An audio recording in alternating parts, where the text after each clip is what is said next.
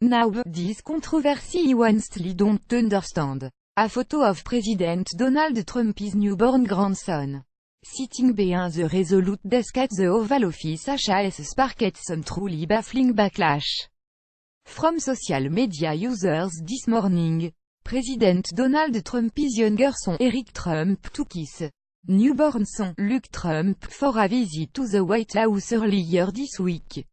While they were there, sat the child down on the president's red leather chair behind the Resolute desk in the Oval Office, which seems logical since the boy looked just like the president, even his hair.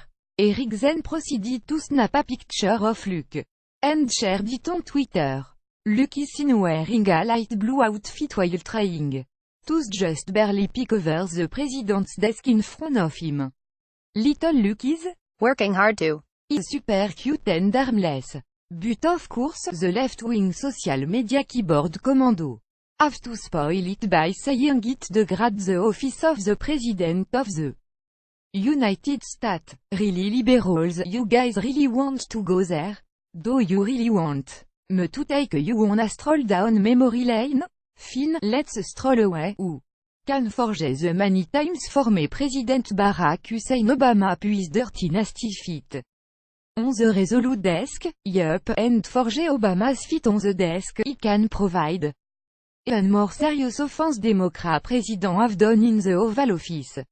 Via l'O2, the President and Monica Lewinsky came to Washington in July 1995 to work a White House intern at age 21, newly graduated from Lewis and Clark College in Portland. In her first few months on the job, the aggressive and dually experienced Lewinsky may and flirted with the president, but no opportunities for close personal contact arose.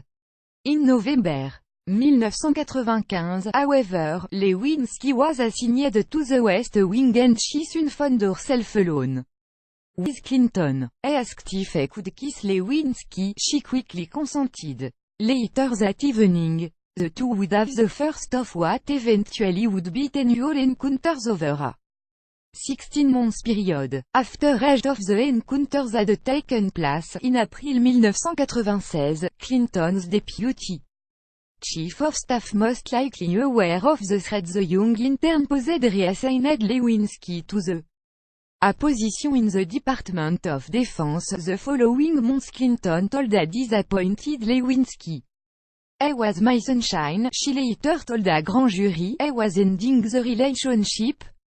But he revived it briefly in early 1997. The encounters followed a predictable pattern. Generally, they occurred on weekend morning in and around the Oval Office, including a study, a hallway, and a bathroom when few people except Clinton's personal secretary, Betty Curie, would be around the West Wing. Although many private meetings between the two involved annual activity, when they did, they generally included Lewinsky fellating the president and the president fondling her breast and genitalia. On 3 occasions, Lewinsky performed oral while the president talked on the phone. Lewinsky told Clinton she would like to have vaginal intercourse with him, but he resisted. He also terminated the oral session before ejaculation until their last 2 encounters. When Clinton again told Lewinsky in May 1997 that their whole relationship was over, she redoubled efforts that began the previous year to enlist the president's assistance in finding employment. Lewinsky received a job offer from UN Ambassador Bill Richardson several months later, but she turned it down, preferring to find a private sector employment.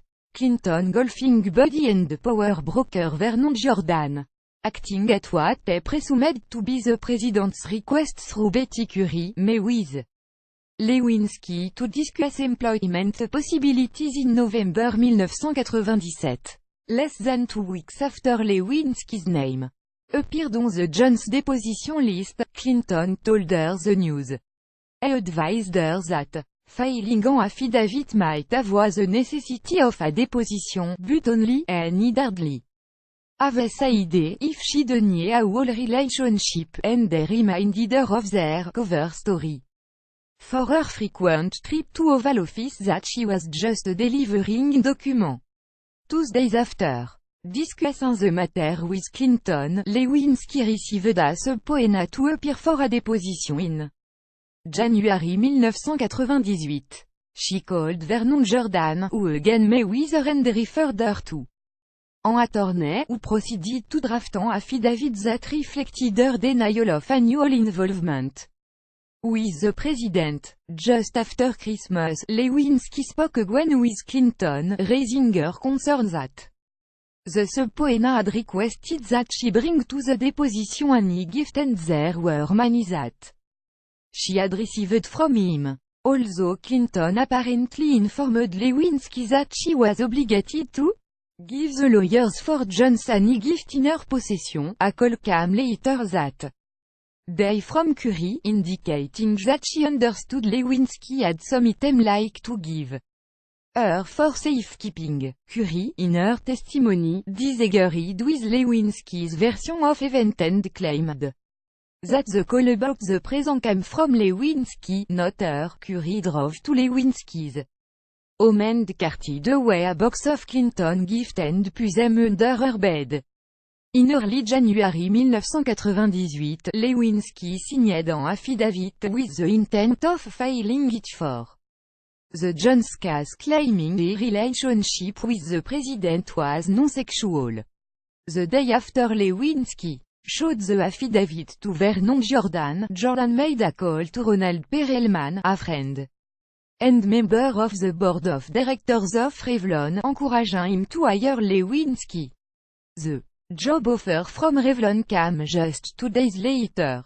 Who can forget the 9 times former President Bill Clinton and Monica Lewinsky had oral in the Oval Office on the RESOLUTE desk, so you see liberals, if you want to be outraged about a newborn child sitting on the president's desk, you are welcomed to be, but he would keep quiet if he were you, because if you want to go there, we have a low many place to go.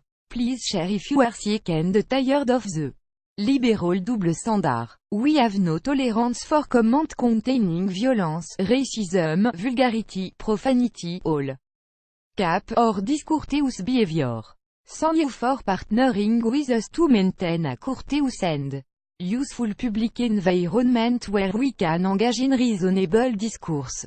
In an official White House statement, we have no President Donald Trump on Friday made a call the wife of Republican Arizona Senator John McCain, Cindy McCain, after getting news that he had been hospitalized this week he battles one of the deadliest forms of cancer known to man. McCain, who is 81 years old, was diagnosed with a highly lethal form of brain cancer in July, and on Wednesday his office said he had been admitted to the hospital with complications. The statement reads that Senator McCain was currently receiving treatment at Walter Reed Medical Center for what is considered normal side effect of his ongoing cancer therapy. That he remains in high spirits and eternally grateful to his physicians for their excellent care they have provided for him since his treatment has begun. In the statement, he also thanked his friends and supporters for their encouragement and good wishes and stat that the senator look forward to returning to work as soon as possible. McCain's Republican colleagues expressed high optimism that they will be able to make the vote on the tax overall next week, since senators must be physically present on the Senate floor to cast a vote. Considering this time they will vote with the goplets opened. This is true. MSN report President Trump, US economy to rock a gopras. Two tax vote GOP lawmakers posted their sweeping 503-page bill with permanent tax cut for US corporation and temporary benefits for individuals on Friday evening after gaining key Vote from two Republican senators would threaten to opposite. Now with vote planned in the House and Senate by the middle of next week, Trump is closing in on his first major legislative victory. The bill, hammered out behind closed doors by Republican leader, would slash the corporate tax rate to 21%, the lowest that rate has been since 1939. It would provide a cross-the-board tax cut for most individuals, but then wipe them off the books by 2026. Whether to extend them would be up to a future Congress. Trump's White House applauded Friday's development, which Press Secretary Sarah Huckabee Sanders called a major step toward achieving the president's promise of faster economic growth and much needed financial relief to all Americans. Be fantastic for the middle-income people and for jobs. Most of all, Trump said on Saturday at the White House before boarding Marine One for Camp David, the presidential retreat in Maryland. He predicted US economic growth could go to 4, 5 or even 6%. Ultimately, we are really going to start to rock, Trump told reporter. House leader plan to hold their vote Tuesday. Timing for the Senate vote was less clear, though Senate Majority Leader Mitch McConnell said the chamber would get this bill done next week. Everything you need to know about the GOP tax overall plan. Trump and congressional Republicans have repeatedly pitched the tax measure a boon for the middle class, despite independent analysis of earlier versions that said most of the benefit would go to higher earners. The final bill would provide a large tax cut for the highest earner by shaving the top individual tax rate to 37% from 39,6%, a lower level than was proposed in either the House or Senate version. This April 15 filing season, that is the last time you will feel under this monstrous, broken tax code, House Ways and Means Chairman Kevin Brady said Friday evening. Brady kicked off a remarkably rapid lawmaking effort on of 2 when he released an initial bill. The final version reflects significant change, many of them aimed at shoring up GOP vote. Republican Senator Marco Rubio of Florida, who had announced his opposition to an earlier version of the legislation, switched to yes after tax writers changed the bill to broaden the child tax credits benefits for working families. Rubio said in a Twitter message that the change is a solid step toward broader reform which are both pro-growth and pro-worker. Major wins. Senator Susan Collins, a main Republican who wasn't committed to supporting the final legislation, issued a news release saying secured major wins in it, including provisions that would temporarily broaden an individual deduction for medical expenses and broaden the type of state and local taxes that can be deducted below a $10 cap. Collins also seeks approval of separate legislation that would shore up individual health insurance markets where experts say premiums could rise because the tax bill would repeal the Obamacare individual mandate. The Congressional Budget Office has previously estimated that the change would lead to a many a 13 million fewer Americans having health coverage over a decade, but the most surprising announcement came from Bob Corker of Tennessee, the only Republican senator who voted against an earlier Senate version of the legislation, when he said that reversed course and would vote yes. Corker's concern that the legislation would increase federal deficit was not addressed in the GOP final product. In fact, the Congressional Budget Office estimated on Friday that the legislation would increase deficit by $1,455 trillion over this year's an amount that's slightly higher than the projection for the version Corker opposed earlier this month. Disappointing on deficit. This is a bad day to be a deficit hawk, said Steve Ellis, Vice President of Taxpayers for Common Sense, while Senator Corker's decision is disappointing, the entire Republican conference should be against this deficit-financed tax cut. Ellis said. McConnell himself had cited deficit concerns earlier this year in discussing tax legislation. It will have to be revenue neutral, said in an interview with Bloomberg News. We have a $21 trillion debt. By changing his position, Corker, whose exchanged bitter remark with Trump over the president's personal style, cleared the way for the president's first real policy victory on Capitol Hill. Whether it will constitute a political victory remains to be seen. Public opinion polls have shown that earlier versions of the bill were unpopular, but Trump administration officials and GOP leaders predict the tax cut, once finalized, will gain favor in 2018, ahead of congressional election. Democrats, all of whom voted against earlier version of the legislation in both chambers, have decried the rapid, largely secretive process that produced the bill. This monstrosity is a bill that only Donald Trump and Republicans, who have accomplished next to nothing in this Congress, could love, said Representative Lloyd Doggett, a Texas Democrat who serves on the Tax Rating Ways and Means panel. It will not grow our economy, it only burden us. With an immense amount of debt, on Wednesday, Federal Reserve Chair Janet Yellen offered only a lukewarm endorsement of the legislation's effect on the national economy. It's not a gigantic increasing growth, Yellen said during a news conference.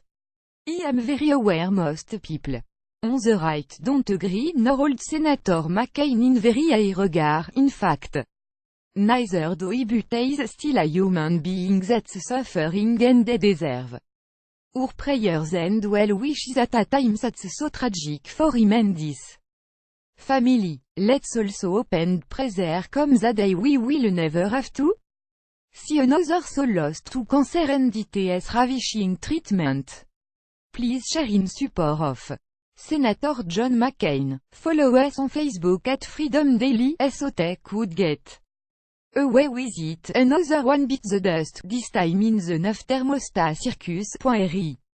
Min 9 thermostat circuit, a prominent judge in the US appeal court has now been accused inappropriate sexual conduct or comment by a total of 9 women. The latest allegation against Judge Alex Kozinski of the 9 thermostat US Circuit Court of Appeal go back decade and include women who may met event, according to the Washington Post. The 67-year-old judge based out of Pasadena, California was appointed to the bench by former President Ronald Reagan in 1985. Serving the 9 thermostat circuit for 32 years. 7 of those years were served as chief judge from 2007 à 2014. A child of Romania immigrants that survived the Holocaust fleeing to America. Kozinski is an essayist and judicial commentator in addition to sitting the bench on the 9 thermostat US Circuit Court of Appeal with essay in publications such as Slate, The New Yorker, The New Republic, and National Review. He is known for his irreverent opinion and his clerks often win prestigious clerkship at the US Supreme Court. The Post reported that 6 former clerks and externs on the appeal court had accused Kozinski of subjecting them to inappropriate comment or exposing them to pornography, as well as for women who say touched or kissed them against their will. Retiré du US Court of Federal Client Judge Christine Miller has accused Kozinski of grabbing her breast during a car ride in 1986 after a legal community function in the Baltimore area. According to Miller, Kozinski got grabby and after she refused to go to a motel with him and have Miller stat said if you won't sleep with me, I want to touch you, and then he reached over. And this was the most antiseptic, I grabbed each of my breast and squeezed them, Emily Murphy stat Kozinski on street to convincer and other clerks to walk out while naked after she mentioned that the court's gym appeared to regularly be used by employees. Another accusé is Leah Littman, a law professor at University of California, Irvine. Littman claims the judge spoke of just having had then punching her side well. Her leg while they were in a restaurant together the evening before they were to appear together on a judicial panel at her school in July. Yet a third lawyer not identified by name claimed Kozinski approached her at a 2008 legal event held in Los Angeles while she stood alone, and then proceeded to kiss her on the mouth and give her a tight hug with no warning or invitation. According to the Post, the woman's husband did confirm the incident question, however, they said nothing. Due to Kozinski's powerful position and they believe that nothing would be done because of it. Another accusé by the name of Heidi Bon a former law clerk from 2006 à 2007. SAID the judge showed her porn on multiple occasions, including pictures of naked college-aged students at a party and a flipbook which a woman's naked body appeared to be matched up to the corresponding boss. When asked why nothing was said at the time, she responded with, I mean, who would he tell, who do you even tell? Who do you go to? Kozinski vehemently denies the allegation, issuing a statement through his attorney indicating I believed all of this was a misunderstanding based on his unusual sense of humor. And they deeply regretted that his unusual sense of humor caused offense or made anyone uncomfortable. He have been a judge for 35 years and during that time have had over 500 employees in my chambers. I treat all of my employees a family and work very closely with most of them. He would never intentionally do anything to offend anyone. And it is regrettable that a handful have been offended by something he may have said or done. Now a result of the allegations the 9 thermostat circuit HAS opened a misconduct inquiry, in a letter to Chief Justice Roberts, 9 thermostat circuit Chief Judge Sidney Thomas. SAID it is the practice of the appeal court to investigate published allegations of misconduct. A result, the circuit initiated a formal inquiry, in an effort to ensure impartiality. Inasmuch as it can do so, Thomas asked the Chief Justice to transfer the complaint to another circuit so judges that do not sit with Kozinski would conduct the inquiry. On Friday, Roberts did just that by letter routing the misconduct inquiry to the Judicial Council of the Second U.S. Circuit Court of Appeal in New York, according to NPR.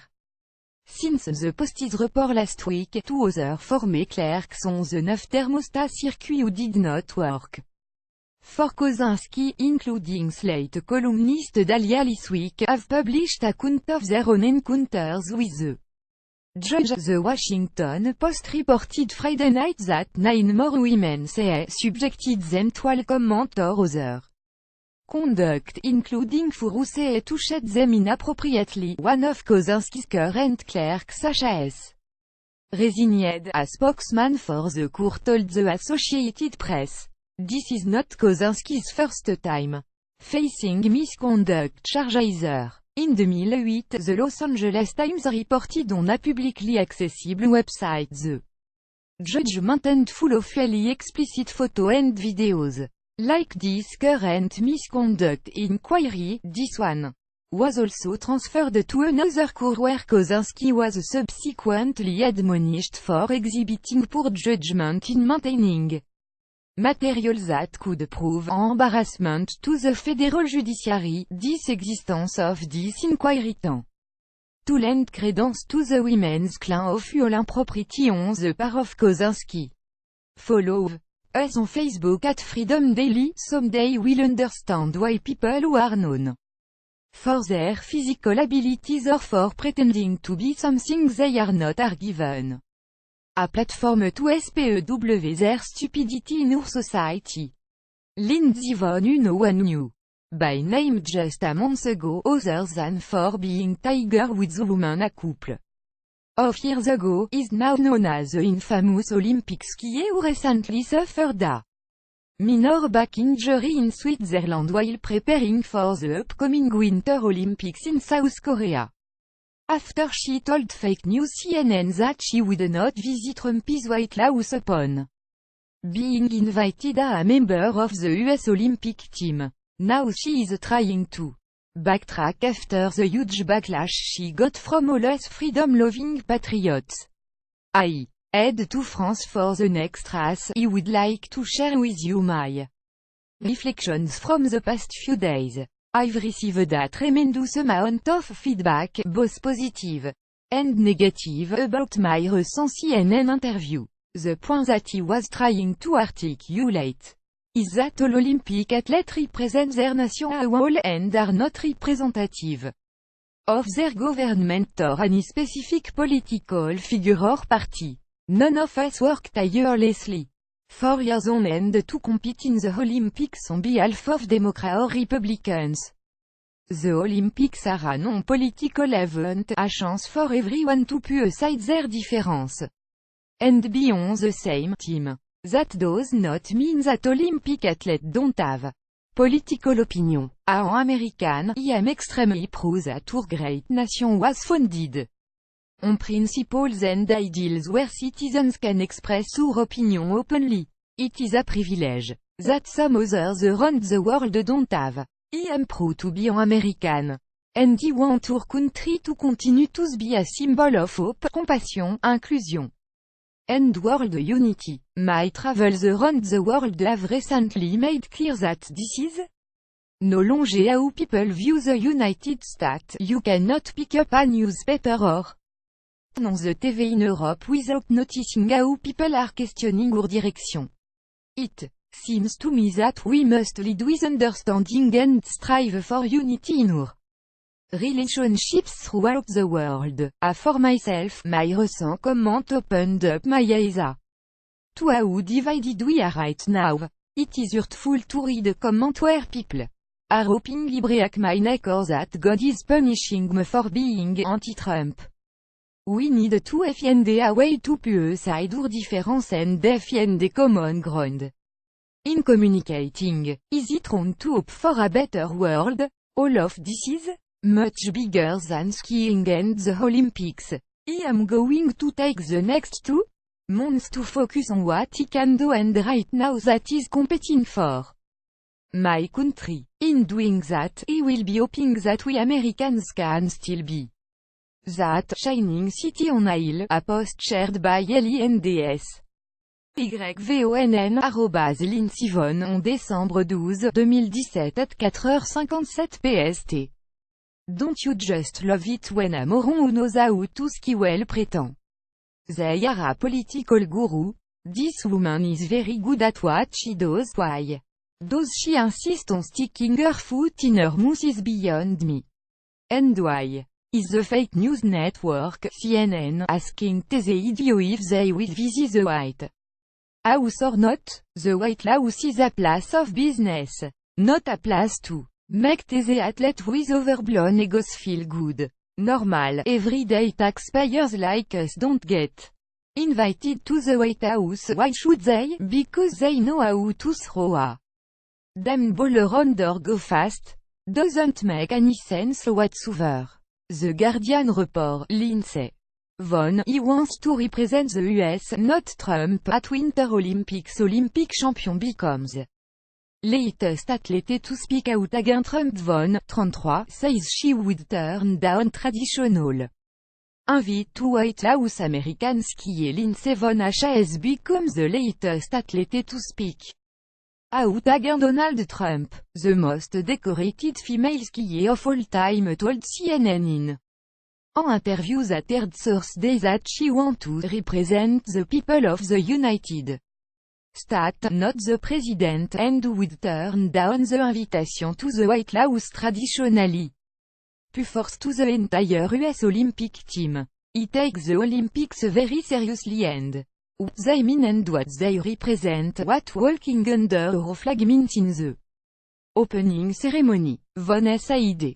He wants to represent our country well. I don't think that there are a lot of people currently in our government that do that. When asked if she would accept an invitation to the White House, Von was to the point.